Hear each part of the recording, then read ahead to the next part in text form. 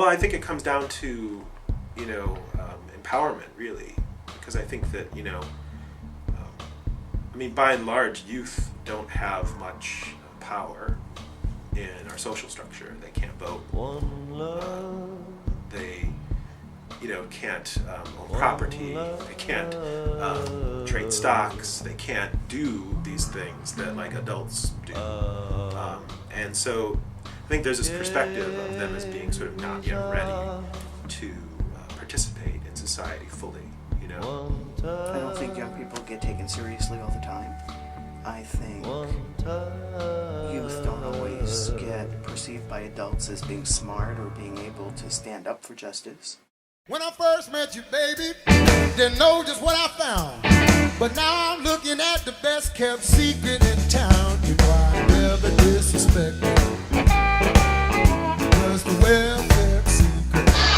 There was nothing you could do once the students started moving. The principal, the teachers, and everybody had to step aside. A lot of the accounts of the civil rights is that it was adult-led, right? Not that it was youth-led. You hear about Martin Luther King a lot. You don't hear about... We would have people picked out. Your job is to turn this file on, turn that file on, get the football team, basketball team, get the cheerleaders, get the band. We heard that kids were coming in from all over the city. And when we heard that they were coming in from out of town, we got more excited. The more we walked, the more we gathered. You said, where are all these kids coming from? You had never seen that many people in your life. A lot of people thought the kids were going to get hurt. But the reality of it was that we were born black in Alabama, and we were going to get hurt if we didn't do something.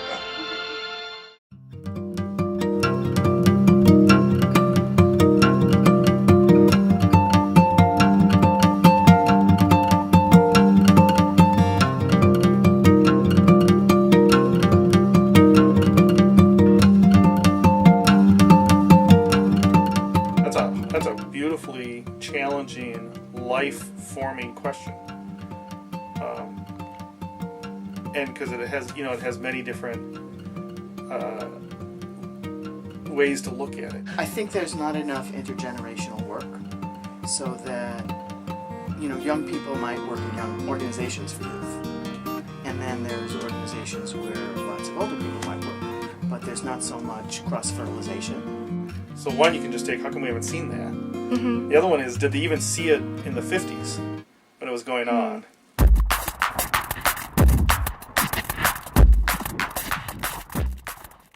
A number of years ago, probably within the past 5 years, the government of Chile wanted to change some policies around high school education. And students organized around it, and they demanded to meet with government officials, and they did, and this leadership group, and they said, we want ABCD, and the government said, we'll do this, we won't do that.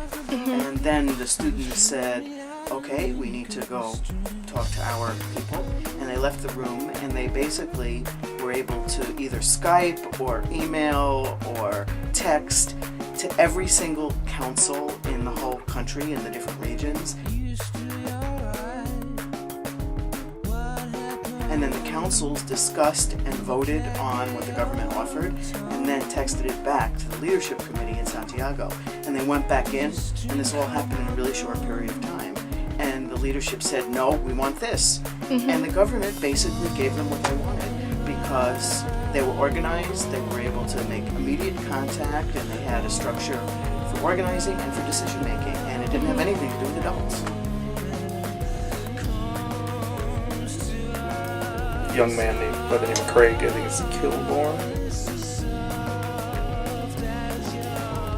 was particularly outraged about child labor practices in other countries, and started a campaign at 12 against international labor practices for kids.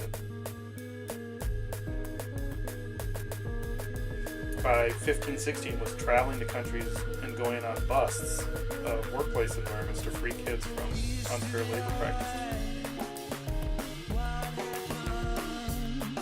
So that when I read that story first, I was like, wow, that's really surprising.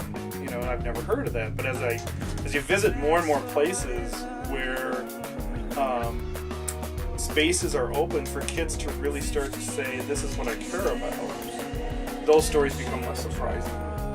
Because you start to realize that it's not that Craig was unique in any particular way, but the circumstances around him were supportive of what he really could do.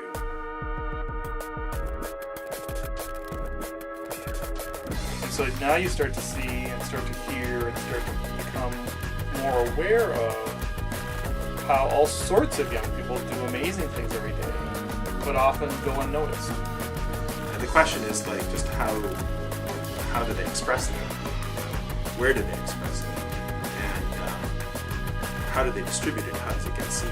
Includes everything from going to see your legislator to educating adults about whatever youth perspectives are on social justice, writing about it, interacting with people on a daily basis, raising these issues. So any of those kinds of things, including, but not just, like a literal protest.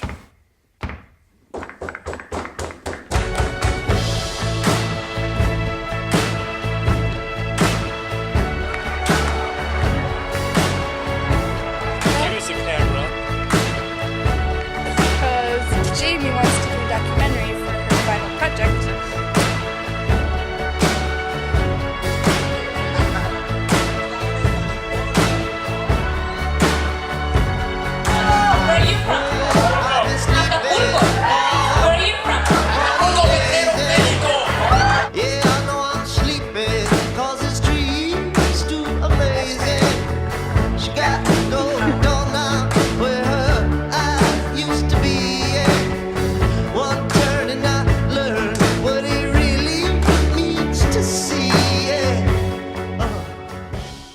All of us, we're the future here, so.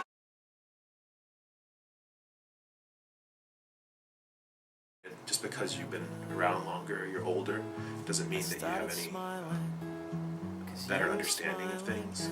Doesn't mean that your opinion is more correct or right than anybody else's. So. The last thing is, I feel like I learn more from my students than I'm able to teach them. So, you know, that's why I do this, because I learn every day. It's not just because I spit out facts for students to memorize. So I kind of like, because I get challenged in class all the time. Yeah, I don't know. Do you have any questions for me or anything else you want to add, or? How'd you get involved? How does this matter to you? Do I get to hold the camera now? You can't, everyone. Oh boy, I was not expecting this one. Here we go.